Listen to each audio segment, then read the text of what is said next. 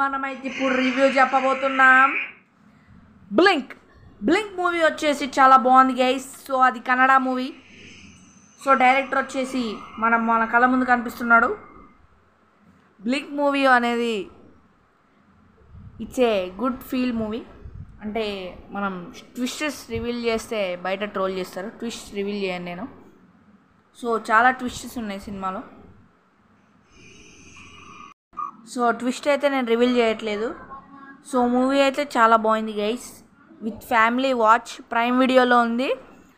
Better watch to download this movie. Why? Because the movie was on prime video the rent in Kannada.